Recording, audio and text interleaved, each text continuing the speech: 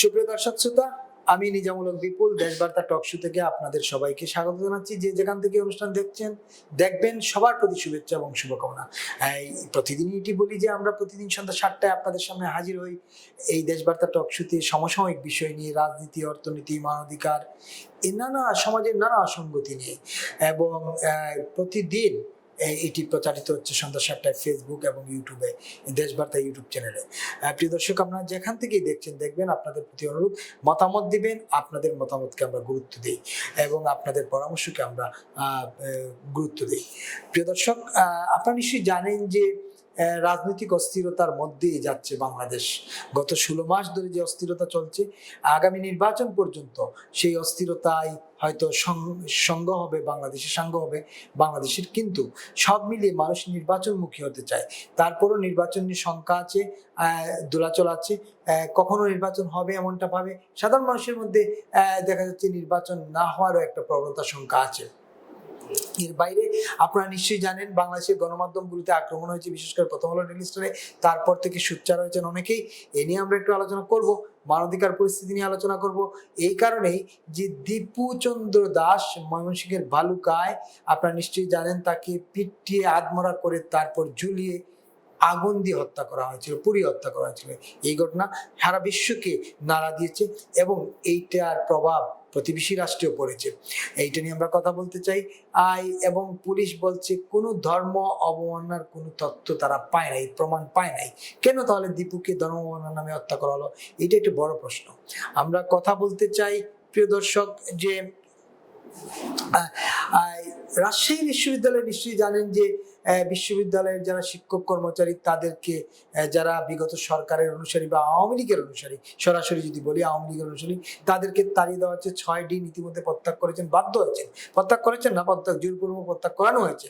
এবং রাজশাহী বিশ্ববিদ্যালয়ের বিপি আম্মান তার সঙ্গে জড়িত এবং তিনি বাই ফোর্স সবাইকে এটা করতে বাধ্য করছেন। তিনি বলেছেন রাজশাহী বিশ্ববিদ্যালয়ে আওয়ামী লীগের কোনো চিহ্ন থাকবে না, আওয়ামী লীগ ঘটনার কেউ থাকবে না। তার মানে এটা নিয়েও প্রশ্ন উঠেছে, বিশ্ববিদ্যালয় কি তিনি চালাচ্ছেন কিনা? এ নিয়ে আমরা কথা বলবো। এইসব সমসাময়িক বিষয়ে আলোচনায় আজকে আমাদের সঙ্গে অতিথি হয়েছেন বাংলাদেশের সমাজতান্ত্রিক দল বাসদের সম্পাদক মন্ডলীর সদস্য নিখিল দাস। নিখিল দা, আপনাকে স্বাগতম দেশবার্তা টক শোতে। নিশ্চয়ই আপনি ভালো আছেন? ভালো আছি, আপনাকে ধন্যবাদ। একটু শুরু করতে চাই। সিসি আজকে বলেছেন যে ভয়ও থাকবে এবং তারা নির্বাচনও করবেন উৎসবমুখর পরিবেশে, এমনটা বলেছেন। নির্বাচনের পরিবেশ কি আসলে উৎসবমুখর হলো কিনা এখন পর্যন্ত? আর তো বেশি দিন বাকি নেই, তফসিল ঘোষণার পরে অনেক ঘটনা ঘটে গেছে, আপনি নিশ্চয়ই জানেন রাজনীতিবিদ হিসেবে। নির্বাচনের পরিবেশ কি এখন আসলে আছে কিনা? সরকারের তরফ থেকে বারবার বলা হচ্ছে নানা ষড়যন্ত্রের কথা। ধন্যবাদ আপনাকে এবং যারা দেখছেন তাদের সবাইকে ধন্যবাদ জানাচ্ছি। নির্বাচনের জন্য দেশের মানুষ চাচ্ছে বা একটা মুখেই আছে।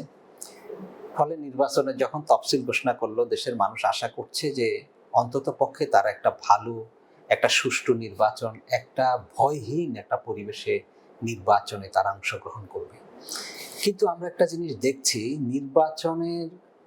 নির্বাচনটা উৎসবমুখর হবে বলে সিইসি বলছেন, কিন্তু দেশের মানুষের মধ্যে এখনো আস্থা আসছে না। রাস্তাঘাটে যেখানে আমরা যাই, আমাদের সাথে যাদের কথা হয়, প্রথমেই তারা বলেছে নির্বাচন হবে তো। তাহলে এই যে জায়গাটা, আজকেও সিইসি যেভাবে বলছেন উৎসবমুখর পরিবেশে নির্বাচন হবে, এবং তিনি বলছেন যে যত নির্বাচনটা ঘনিয়ে আসবে তত আরো সুন্দর ভয় কেটে যাবে। কিন্তু সাম্প্রতিক সময় যেসব ঘটনাগুলো আমরা দেখছি, সেক্ষেত্রে আমাদের কাছে সেটা মনে হচ্ছে না। দেশের মানুষ খুবই উদ্বিগ্ন। এই জায়গা থেকে যে মানুষ যেটা প্রত্যাশা করে যে একটা সুষ্ঠু নির্বাচন, একটা ভয়হীন পরিবেশে নির্বাচনের একটা পরিবেশ তৈরি হবে। নির্বাচনের পরিবেশ তৈরির ক্ষেত্রে এখন আমরা আগে দেখেছি যে নির্বাচনের আগে আপনার যারা অন্তকে লাইসেন্সধারী যাদের অস্ত্র ছিল সেগুলো কিন্তু জমা হতো। রাইট। এর মধ্যে কি সরকার বলেছে, বিশেষ করে হাদি গুলিবিদ্ধ হওয়ার পরে বলেছেন যারা নির্বাচনে অংশগ্রহণ করবেন তারা গানম্যান পেতে পারেন এবং তারা অস্ত্রের লাইসেন্স পেতে পারেন বা অস্ত্র নিতে পারেন। এখন আবার তারা বলছেন যে যদি বৈধ অস্ত্র দিয়েও তো একটা সংঘাত হতে পারে, রাইট।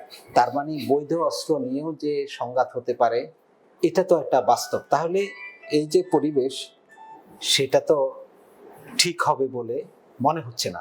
তার মানে সিএসি এখনো ঠিক করতে পারছেন না অস্ত্রটা কি বৈধ অস্ত্রের সেখানে দেবেন বা গানম্যান দেবেন কিনা। আচ্ছা, গানম্যান দিয়ে কি একজন প্রার্থী কি তিনি নিরাপদে থাকতে পারবেন? এটা তো বাস্তবতা নেই। পুরো বিষয়টা হলো একটা পরিবেশ তৈরি করা। সেই পরিবেশ আমার মনে হচ্ছে এখনো পর্যন্ত সিইসি বা সরকার সেটা করতে পারছেন না। এর মধ্যে যে কথাটা আপনি বললেন, সেখানে এর মধ্যে যে ঘটনাটা ঘটে গেল হাদির মৃত্যুকে কেন্দ্র করে, বিশেষ করে প্রথম আলো সেখানে ডেইলি স্টার এবং দুটা ভবনকে পুড়িয়ে সেখানে আক্রমণ করে লুটপাট করে যেভাবে ধ্বংস করে দিয়েছে, বিপজ্জনক যে জায়গাটা, ডেইলি স্টারের কর্মীরাও তো সেখানে উপরে ছিল এবং তারা তো মৃত্যুবরণ করতে পারতো। আজকে হয়তো আমরা জানতাম যে তাদের লাশ, তারা দগ্ধ লাশ বেরিয়ে আসছে। এই যে একটা ভয়ঙ্কর ঘটনা ঘটলো এবং এরকম একটা ঘটনা ঘটতে যাচ্ছে, এটা কি সরকার জানে না? সরকারের গোয়েন্দা সংস্থা জানে না? তাহলে গোয়েন্দা সংস্থা কি এমনই জায়গায় আছে যে তাদের কোনো যোগ্যতাই নেই? এটা আমরা মনে করি না। কারণ কি, আনিস আলমগীর একটা কথা বলল, একজন সাংবাদিক, তাকে কিভাবে ধরে নিয়ে তারপরে তার জন্য তার বিরুদ্ধে ব্যবস্থা নিচ্ছে। তো আনিস আলমগীর একটু রাষ্ট্রকে প্রশ্ন করলো, তিনি একজন সাংবাদিক, তিনি প্রশ্ন করতেই পারেন।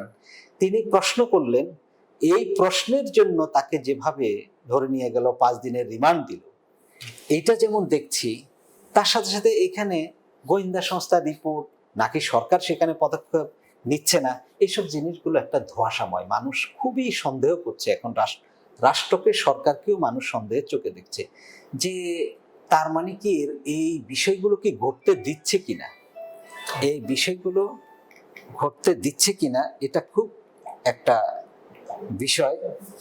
তো সেই জায়গাটা বলছি যে এখানে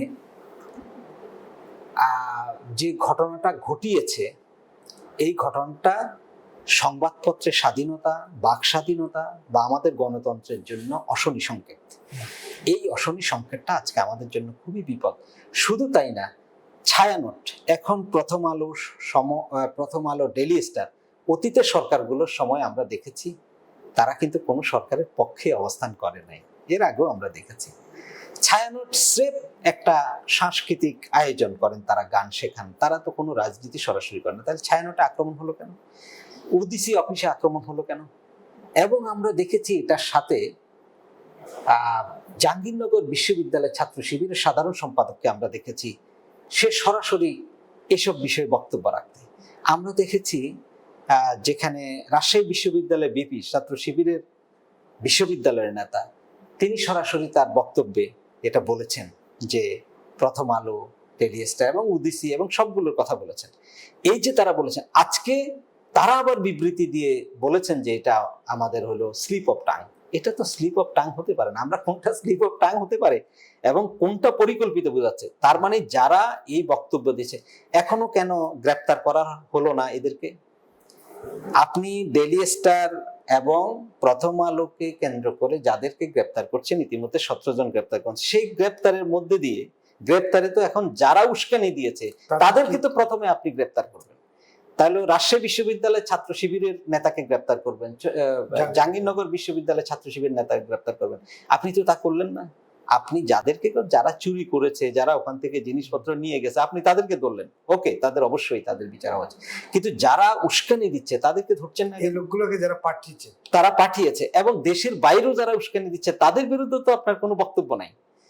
এই যে জায়গা, এটা আমাদের কখনো আমরা এই সামগ্রিক যে কর্মকাণ্ডগুলো, এগুলো দেখে আমাদের কাছে কি মনে হচ্ছে? আচ্ছা, হাদি মৃত্যুবরণ করেছে, হাদিকে যারা হত্যা করেছে, হত্যা করে আপনারা বলছেন সে দেশের বাইরে চলে গিয়েছে।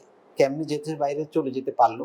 এটা তো রাষ্ট্রের ব্যর্থতা। কিন্তু পুলিশ তো সমন্বিত যৌথ সংবাদ সম্মেলন করে বলছে তাদের কাছে এমন কোনো তথ্য নাই যে হাদি পালিয়ে গেছে, দেশের বাইরে গেছে। হ্যাঁ, সেটা নাকি আপনি আজকে এতদিন এখনো ধরতে পারলেন না কেন? তাহলে ব্যর্থতা কার? ব্যর্থতা স্বরাষ্ট্র উপদেষ্টার, ব্যর্থতা সরকারের।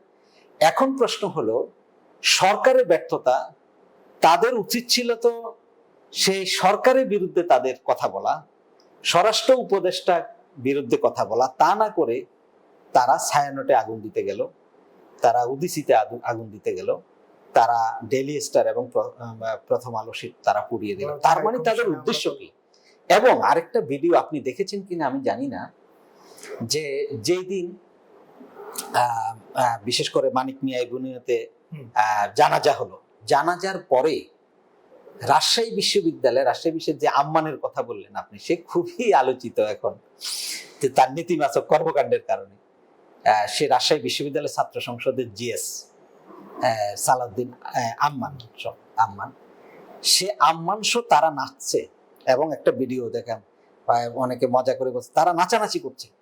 তাহলে হাদির প্রতি কি আপনাদের দুঃখ প্রকাশ আছে? আপনাদের হাদি যে আপনাদের কাছ থেকে হারিয়ে গেল, আপনি যাকে গ্লোরিফাই করছেন, তার প্রতি যদি আপনার সেই দরদ বোধ, আপনার শোক, আপনি তো শোকে মুহ্যমান হওয়ার কথা, আপনি সেখানে নাচানাচি করছেন, তার মানে হাদি হলো তাদের উপলক্ষ।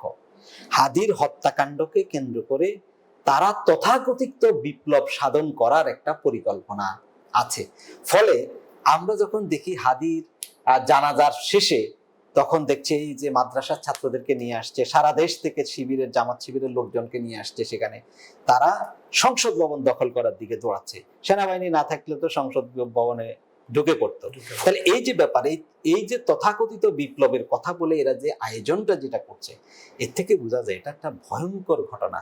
তার মানে দেশবাসী মনে করে, মানুষ এখন বলছে এই যে হাদিকে কেন্দ্র করে, হাদির হত্যাকাণ্ডকে কেন্দ্র করে, এইটাকে একটা ইস্যু করে বাস্তবে নির্বাচনটা যেন না হয়, দেশে যাতে গণতান্ত্রিক একটা উত্তরণ না ঘটে, এই কারণে এটা একটা ডিজাইন, কারো না কারো সেরকম একটা ডিজাইন কাজ করছে, এবং সেই ডিজাইনে দেশের মানুষ খুব উদ্বিগ্ন। এর সাথে আপনি আরেকটা কথা বলছেন, এটা খুবই গুরুত্বপূর্ণ কথা। একটা বিষয় হলো রাজশাহী বিশ্ববিদ্যালয়ের কথা আপনি বলেছেন। এখানে সালাউদ্দিন আম্মান এই ছেলেটা প্রথম থেকেই আসলে সে ছাত্র সংসদের জিএস। আমরা এর আগে সে তো এই যে 5 তারিখের পরে, 5 আগস্টের পরে 6 আগস্ট সম্ভবত সন্ধ্যায় মাসুদকে, এই যে পঙ্গু ছাত্রলীগের নেতা ছিল মাসুদ, তার বাচ্চার জন্য দুধ আনতে গিয়েছিল, তাকে তার উপস্থিতি তো তাকে মবচালি হত্যা করা হয়। এটা আম্মানের নেতৃত্বে। এই ভালো কথা বলেছেন এটা, এবং খুবই ট্র্যাজেডি। তার এমনি পঙ্গু, এবং সে রাজশাহী বিশ্ববিদ্যালয়ে একটা চাকরিও পেয়েছে। তার রক কেটে দিয়েছে, তার পা কেটে দিয়েছে, তাকে নির্মমভাবে হত্যা করলো। এবং এই ছেলেটি যে আসলে আমাদের ছাত্র সমাজ, আমরা বলি 5 আগস্টের পরে যে পরিবেশটা তৈরি হয়েছে, আমাদের ঢাকা বিশ্ববিদ্যালয় বলেন, জাহাঙ্গীরনগর বিশ্ববিদ্যালয় বলেন, রাজশাহী বিশ্ববিদ্যালয় বলেন, যেখানে ইলেকশনটা হলো, আমাদের ছাত্ররা তারা একবারে সরল মনে তাদেরকে খুবই বিশ্বাস করেছিল, এবং ছাত্র শিবির খুবই চমৎকার কথাবার্তা বলছে, এত চমৎকার ভাষা ব্যবহার করছে, আমাদের নারী স্বাধীনতার কথা বলছে, এবং আমাদের ছেলে মেয়েদের জন্য, বিশ্ববিদ্যালয়ের জন্য বিরাট একটা কাজ করবে, এসব কথা বলছে। ছেলেরা বিভ্রান্ত। এখন কিন্তু ছেলেরা বুঝছে। আপনি খেয়াল করে দেখেন, ঢাকা বিশ্ববিদ্যালয়ের ডাকসু তারা বঙ্গবন্ধু হলের নাম পরিবর্তন করার কথা বলছে, তার সাথে সাথে ফজিলাতুন্নেসা হল নাম পরিবর্তনের কথা বলছে, সেখানে তারা ফেলানির নাম বলেছে। ইতিমধ্যে সেখানে ওই হলের ছাত্রীরা তারা ভোটাভুটি করেছে, 51% এটা বীর শ্রেষ্ঠ, সম্ভবত বীর শ্রেষ্ঠ সিতারা বেগম, তার নামে কিন্তু হল করার জন্য তারা 91% তারা চাই দিছে। ফলে ডাকসু মানতে বাধ্য হয়েছে। এখন কিন্তু বীর শ্রেষ্ঠ অর্থাৎ আমাদের মুক্তিযুদ্ধে বিশাল, সিতারা বেগমের বিশাল অবদান। সুতরাং অর্থাৎ মুক্তিযুদ্ধ 71 যাকে তারা ছুড়ে ফেলতে চায়, 24 দিয়ে 71কে মুছে দিতে চায়, সে 71 কিভাবে আবার জেগে উঠছে আপনি দেখেন। সে 71-এর বীর রণাঙ্গনের বীর যোদ্ধা সিতারা বেগমের নামে কিন্তু হলের কথা বলছে। তার মানে পাল্টাচ্ছে। আপনি একটু খেয়াল করে দেখেন। আপনি বিজয় দিবসকে কেন্দ্র করে আপনি দেখেছেন যে ডাকসুর পাশে সেখানে গোলাম আজমের, যে গোলাম আজম এবং মুক্তিযুদ্ধের বিরোধিতা করেছে, এবং স্বাধীনতা হওয়ার পরেও আমাদের দেশটাকে, স্বাধীন হওয়ার পরেও আমাদের দেশ মানে পূর্ব পাকিস্তান পুনরুদ্ধার কমিটি নামে সে পৃথিবীর বিভিন্ন দেশে দেশে সে তৎপরতা চালিয়েছে, আমরা দেখেছি। তার ছবি দিয়ে জুতা নিক্ষেপ করছে এবং ঘৃণা স্তম্ভে কিন্তু জুতা নিক্ষেপ করেছে, থুতু মেরেছে। এই যে অর্থাৎ 71 মুক্তিযুদ্ধ আমাদের, সেগুলো আবার আসছে, আমরা সেখানে দেখি। ঠিক একইভাবে আম্মান যে কাজটা করেছে। এখন দিন এই যে আপনার 24-এ গণঅভ্যুত্থান হয়েছে, 23-এর সম্ভবত সেপ্টেম্বরে যখন ইলেকশন হয়েছিল, সেখানেই দিন নির্বাচিত হয়েছে, গণতান্ত্রিক উপায়ে দিন নির্বাচিত। তখন আওয়ামী লীগ সরকার ছিল, তার আগের সরকার ছিল। তারা 17ই ডিসেম্বর তাদের দায়িত্ব শেষ, কিন্তু তাদেরকে অনুরোধ করেছে, বিসি অনুরোধ করেছে যে আপনারা নির্বাচন না হওয়া পর্যন্ত আপনারা কন্টিনিউ করেন। তারা তো থাকতে চায়নি, বিসি অনুরোধের কারণে তারা সেখানে আছে। এখন সেখানে কি করবে? সেটা করবে বিশ্ববিদ্যালয়ের প্রশাসন, বিশ্ববিদ্যালয়ের কর্তৃপক্ষের দায়িত্ব। আপনি বিশ্ববিদ্যালয় ছাত্র সংসদে ছাত্ররা আপনাকে ম্যান্ডেট দিয়েছে, ধরে নিলাম আপনি সেখানে, আপনার দায়িত্ব তো তা না। আপনার দায়িত্ব ছাত্রদের কি সমস্যা, ছাত্রদের সমস্যা, ছাত্রদের ক্লাসরুমের সংকট কিনা আপনি তা দেখবেন, হলের সংকট কিনা, খাবারের মান উন্নত করা দরকার কিনা, যাত্রায় কোনো গাড়ি বাহনের সমস্যা কিনা আপনি দেখেন, সেখানে কালচারাল ব্যাপার, সেখানে লাইব্রেরি সেমিনারে পর্যাপ্ত বই আছে কিনা, গবেষণা খাতে বরাদ্দ ঠিকমতো হচ্ছে কিনা, বিশ্ববিদ্যালয় কর্তৃপক্ষ এসব বিষয় ঠিকমতো দেখছে কিনা। আপনি তো তা করবেন। আপনি ছাত্রদের যেসব দাবি দেওয়া, ছাত্রদের যে প্রয়োজন, সেটা বাদ দিয়ে বিশ্ববিদ্যালয় প্রশাসনের যে দায়িত্ব সেটা আপনি হাতে নিলেন। এই দায়িত্ব আপনাকে কে দিল? তার মানে আসলে এরা ছাত্র নেতা না, এরা একটা মাস্তান। এই মাস্তানরা যখন, অযোগ্য ব্যক্তি যখন ছাত্র নেতৃত্বের সংসদের মতো জায়গায় অযোগ্য ব্যক্তি যখন যায়, তখন এই দশা হয়। এটা একটা দুঃখজনক আমাদের জন্য। সুতরাং তারা, এবং শুধু তাই না, আপনি খেয়াল করে দেখবেন এটারও তো একটা নিয়ম আছে। ওই সালাউদ্দিন আম্মান সম্পূর্ণ একটা মাস্তানের মতো করে সে নিজে পদত্যাগপত্র লিখে নিয়ে গেল, তারপর টেলিফোন করছে। এই সাহস কে দেয় তাকে? বিশ্ববিদ্যালয় প্রশাসন উচিত তো তাকে শোকজ করা, তার বিরুদ্ধে ব্যবস্থা গ্রহণ করা, তাকে বহিষ্কার করা, তার বিরুদ্ধে ব্যবস্থা গ্রহণ করা, কিন্তু তা করছে না। কারণ বিশ্ববিদ্যালয় প্রশাসনও হয়তো বা এরকম একটা জিনিস চায়। এটা আমাদের জাতির জন্য ভালো না। আপনি আরেকটা কথা এই প্রসঙ্গে একটু বলে রাখি, হাদির প্রসঙ্গ। ধরেন হাদির প্রসঙ্গ, হাদি সে একটা নির্বাচনী প্রক্রিয়ায় সে অংশগ্রহণ করেছে, এবং নির্বাচনী প্রক্রিয়া অংশগ্রহণ করেছে, সেখানে তাকে গুলি করা হয়েছে এবং সে মৃত্যুবরণ করেছে। এমন মৃত্যু আমরা কেউ কামনা করি না, অবশ্যই এমন মৃত্যু আমরা কামনা করি না। এবং এইটাও প্রমাণ হয় দেশের বর্তমান সরকার তার আইন শৃঙ্খলা ঠিক মতো সঠিকভাবে রাখার ক্ষেত্রে ব্যর্থতার পরিচয় দিয়েছে, চরম ব্যর্থতার পরিচয় দিয়েছে। কিন্তু তাকে কেন্দ্র করে যে উন্মাদনা তৈরি করা হলো, তাকে কেন্দ্র করে, এবং তাকে আমাদের জাতীয় কবি কাজী নজরুল ইসলাম তার পাশে তাকে সাহিত্য করার যে কাজটা করেছে, এটা সঠিক কাজ করে নাই বলে আমি মনে করি। এই কথা আপনাকে বলে রাখি এটা। এবং ইতিহাস একদিন প্রমাণ করবে এটা সম্পূর্ণ, যারা এই কাজটা করেছে তারা সম্পূর্ণ ভুল কাজ করেছে।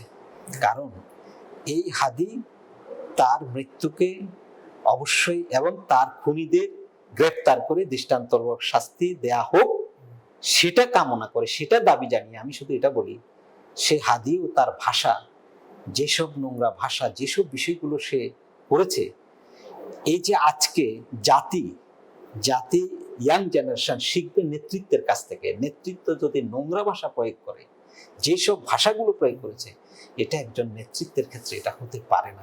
সুতরাং সেটাও ইতিহাস একদিন সামনে নিয়ে আসবে। একটু পিছনে যেতে চাই, আপনি বলছিলেন যে বৈধ অবৈধ অস্ত্রের কথা। আমরা নির্বাচন আসলেই, আপনার আমার বয়স কাছাকাছি হবে, আমরা অনেকগুলো নির্বাচন দেখেছি। নির্বাচন আসলেই সকল বৈধ অস্ত্র, আপনি বলছিলেন, আমরাও জানি যে সরকার জিম্মায় নিয়ে নেয়। কিন্তু এখন সরকার অস্ত্র দিচ্ছে, আপনি বলছিলেন অস্ত্র এবং গানম্যান দিয়ে কি কাউকে নিরাপদ রাখা যাবে? এই অস্ত্রর পারমিশন দেওয়া, অস্ত্র লাইসেন্স দেওয়া কিংবা গানম্যান দিয়ে আসলে নির্বাচন করা সম্ভব কিনা? ধন্যবাদ আপনাকে। এটা সোনার পাথর বাটি। এটা আসলে রাষ্ট্র পরিচালনা করার ক্ষমতা না থাকলে যেই ধরনের কথা বলে, আসলে এটা সেই রকম কথাই। এখানে আপনি আমার পাশে গানম্যান থাকলো, আমি কতক্ষণ গানম্যান দিয়ে কতক্ষণ চলতে পারবো? আমার পকেটে অস্ত্র থাকলো, বৈধ অস্ত্র থাকলো, আমি জনগণের কাছে গেলাম, ভোট চাচ্ছি, সেই সময় কি আমি অস্ত্রে হাত দিয়ে রাখবো? আমাকে তো মারতে পারে। এবং এই পর্যন্ত যারা মারা গেছে, খেয়াল করে দেখেন, এইসব বিশেষ করে নির্বাচনের সময় খেয়াল করেন, যারা মারা গেছে আপনি খেয়াল করেন, তাদের কিন্তু বৈধ অস্ত্র ছিল অতীতে, সবাই বৈধ অস্ত্র ছিল, তারা মারা গেছে। সুতরাং এটা আসলে সঠিক না তারা যেভাবে কাজটা করেছেন, বরঞ্চ আরো ক্ষতি হবে। আমরা বারবার বলেছিলাম যে আপনার এই অন্তর্বর্তীকালীন সরকার নির্বাচনের তফসিল ঘোষণার আগেই আপনি সকল অস্ত্র উদ্ধার করুন, অবৈধ অস্ত্র উদ্ধার করুন। অবৈধ অস্ত্র বলতে এখানে 24-এর গণঅভ্যুত্থানকে কেন্দ্র করে আপনি 400টার উপরে থানা যে লুট হলো, 450 থানা লুট হলো, সেটা সে অস্ত্র কোথায় আছে? তো কারো না কারো কাছে আছে, সে অস্ত্র ব্যবহার হবে না? হবে। তাহলে আপনি ওই অস্ত্র উদ্ধার করুন। এর বাইরেও তো অবৈধ অস্ত্র আছে, সে অস্ত্রগুলো সেই দিকে ভালো মনোযোগ আপনি দিলেন না। না দিয়ে এখন আপনি আবার বলছেন যে গানম্যান দেব, অস্ত্র বৈধতা, এইটা দিয়ে আসলে সুষ্ঠু নির্বাচন হয় না। যে কথাটা আমি বলতে চাই, যে সুষ্ঠু নির্বাচনের আসলে একটা পরিবেশ তৈরি করতে হয়, সেই পরিবেশটা তৈরি হয় নাই। সেই পরিবেশটা তৈরি করুন, সে যাতে মানুষ নির্বিঘ্নে ভোট কেন্দ্রে যেতে পারে, প্রার্থী যেন নির্বিঘ্নে ঘরে ঘরে সে প্রচার করতে পারে, এবং মানুষ যাতে সেই প্রচারটা গ্রহণ করতে পারে। খুবই গুরুত্বপূর্ণ একটা প্রসঙ্গ আপনি তুললেন, যে নির্বিঘ্নে নির্বাচনের পরিবেশ।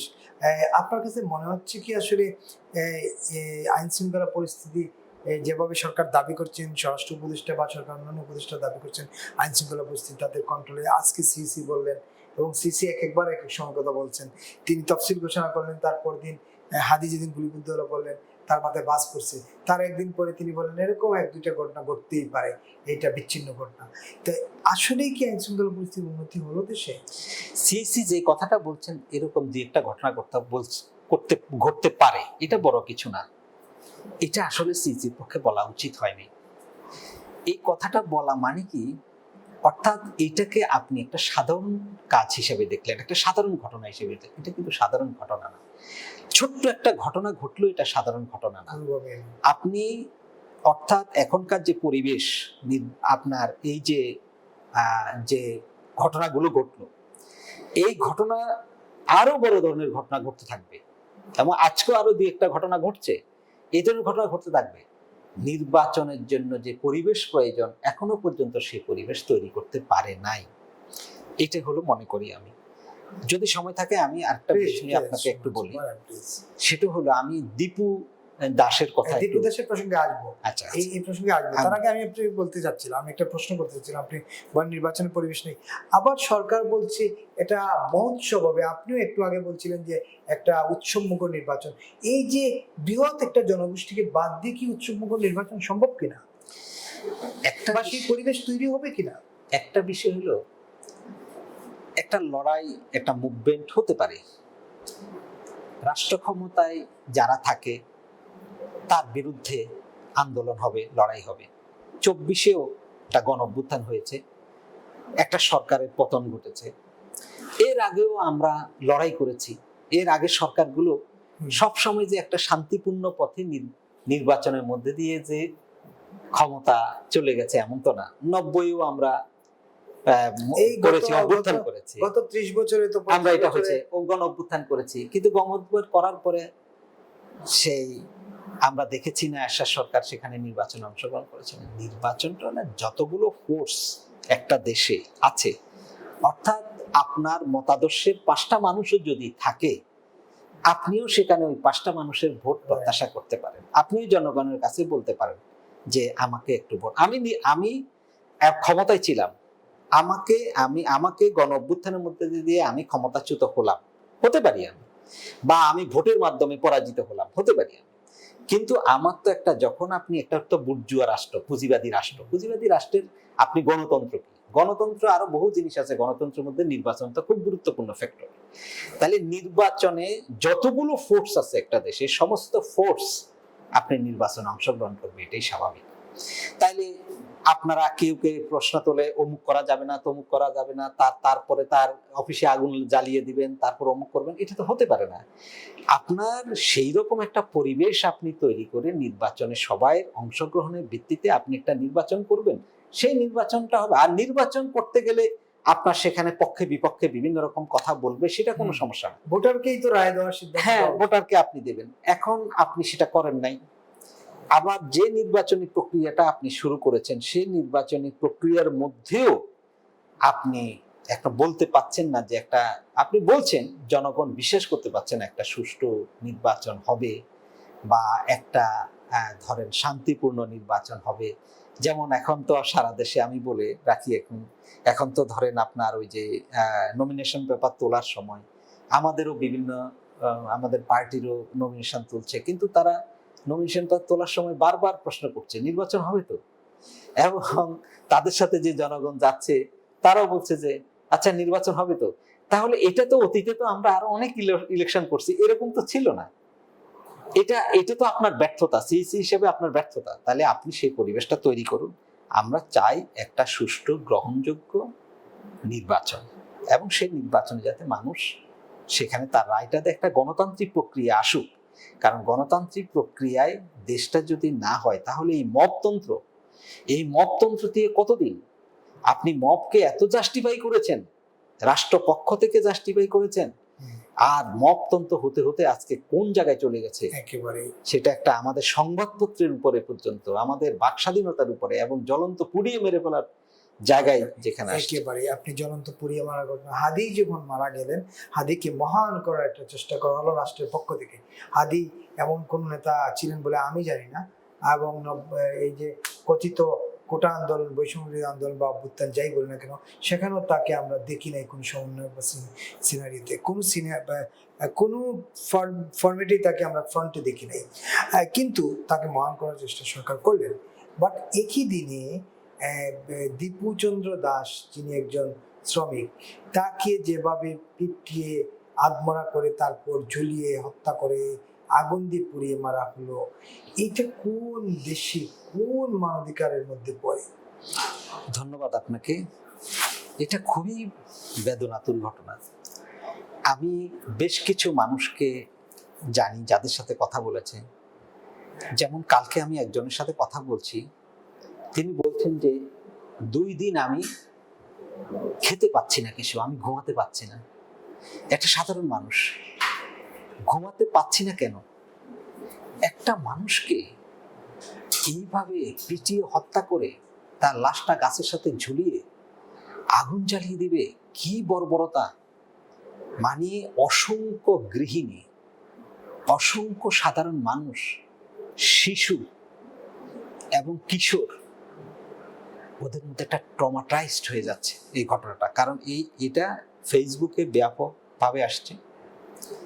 আমি যতজনের সাথে কথা বলছি, অনেক মানুষ খুবই নির্বাক হয়ে গেছে এবং ভীষণভাবে ভীত সন্ত্রস্ত হচ্ছে। আরেকটা কথা বলি, বিশেষ করে সংখ্যালঘু সম্প্রদায়, হিন্দু সম্প্রদায় মানুষ, সারা দেশের মানুষ ভীষণভাবে ভীত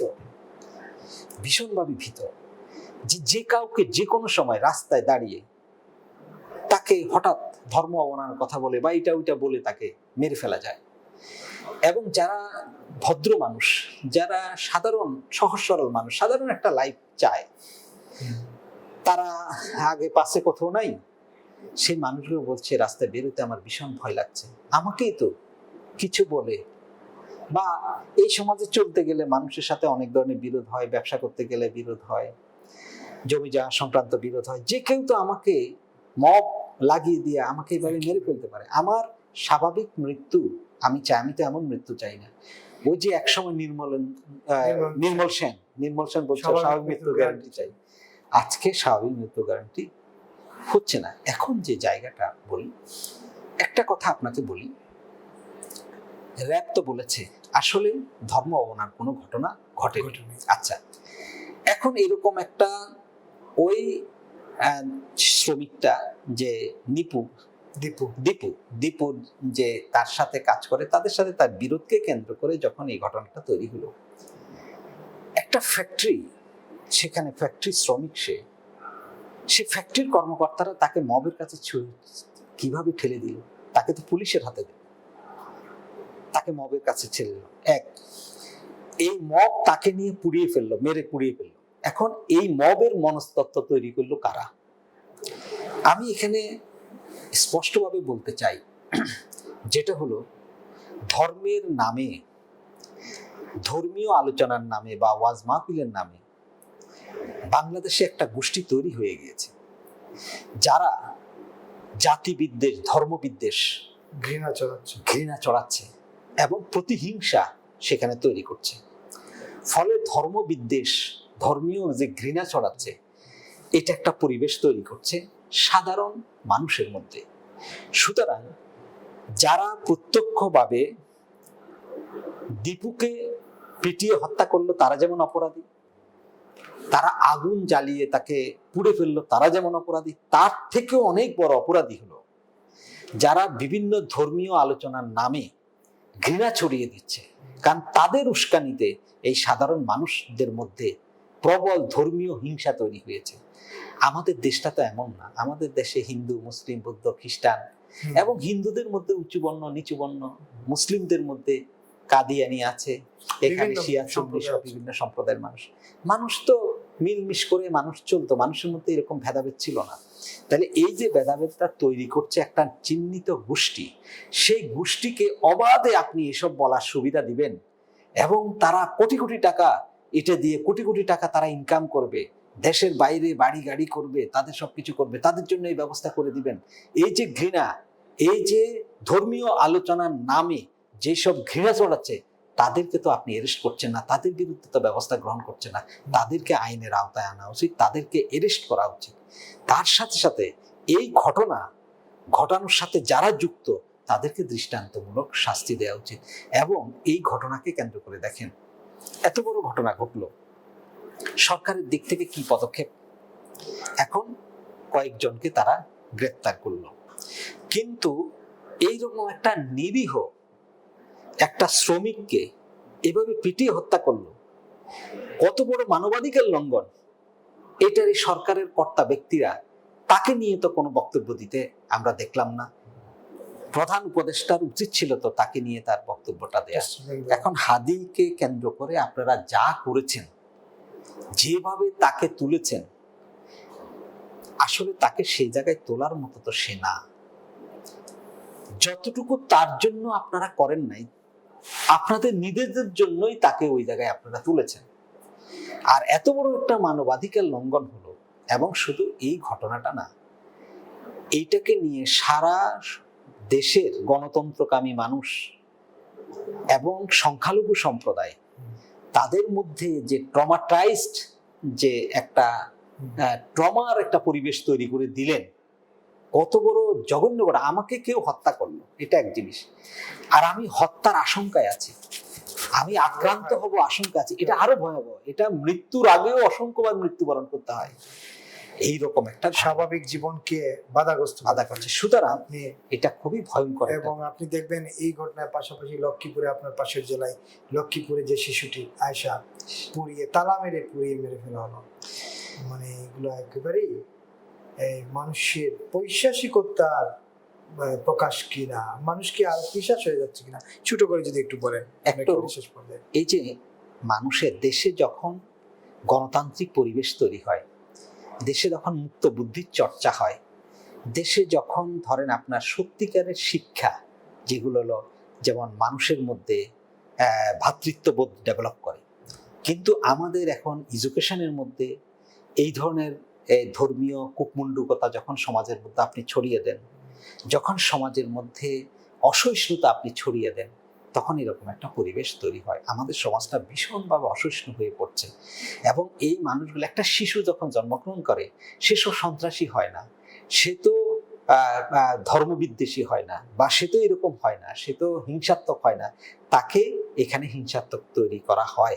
সুতরাং দেশে গণতন্ত্রায়ন প্রয়োজন, এবং এখানে মুক্ত বুদ্ধির চর্চা প্রয়োজন, এবং সেখানে যে যার মতো, সেখানে যেটা মানুষ জনগণের ক্ষতি হবে না এমন একটা পরিবেশ দরকার। এই পরিবেশটা তৈরি করা এখন প্রয়োজন। কিন্তু দেশে যেই একটা মৌলবাদী মনন জগৎ তৈরি করা হচ্ছে, একটা অগণতান্ত্রিক মনোজগৎ তৈরি হচ্ছে, ফেসিবাদী মনোজগৎ তৈরি করা হচ্ছে, যেটা মবতন্ত্র যেভাবে প্যাট্রোনাইজ করছে, মাজার ধ্বংস হইতে এইগুলো তৈরি করছে, এগুলোরই আজকে ফলাফল এটা তৈরি করছে। এবং এটা খুবই দুঃখজনক, আয়েশার জন্য দুঃখ প্রকাশ করি। এবং এরকম আরো কত ঘটবে আমি জানি না, এত নির্মম মানুষ হতে পারে না। তো আপনাকে ধন্যবাদ। একেবারেই অসংখ্য ধন্যবাদ নিখিল দাস। নিখিল দা, আপনাকে অসংখ্য ধন্যবাদ দেশবার্তা টকশোতে আসার জন্য এবং সময় দেওয়ার জন্য। প্রিয় দর্শক, আমাদের মনের ভিতরে যে হিংস্রতা আছে মানুষ হিসেবে, সেই হিংস্রতা আসলে যতক্ষণ আমরা বহন করব ততক্ষণই সমাজ অসহিষ্ণু হবে, রাষ্ট্রের ভিতরে নানা রকম অপরাধ প্রবণতা তৈরি হবে। এভাবেই দীপু কিংবা আয়েশারা অপ্রত্যাশিত মৃত্যুর দিকে ঝুঁকবেন। খুবই দুঃখজনক মানবাধিকারের লঙ্ঘন এসব ঘটনা। আমরা এইসব ঘটনার ধিক্কার জানাই, নিন্দা জানাই এবং ন্যায় বিচার নিশ্চিত করার জন্য রাষ্ট্রের যে দায়িত্ব, সরকারের যে দায়িত্ব, সেটি যেন তারা পালন করেন সেই আহ্বান রেখে এবং এই অনুষ্ঠান দেখার অনুরোধ জানিয়ে আপনাদের কাছ থেকে বিদায় নিচ্ছি। আর আপনাদের মতামত আপনারা জানাবেন এই অনুষ্ঠানে কেমন লাগলো এবং আপনাদের পরামর্শ জানাবেন, আমরা সেটি গ্রহণ করব যথারীতি। আগামীকাল সন্ধ্যা 7টায় আবারও আসবো আপনাদের সামনে অন্য কোনো অতিথি নিয়ে। সেই পর্যন্ত সবাই ভালো থাকবেন, নিরাপদ থাকবেন, সাবধানে থাকবেন। শুভ সন্ধ্যা।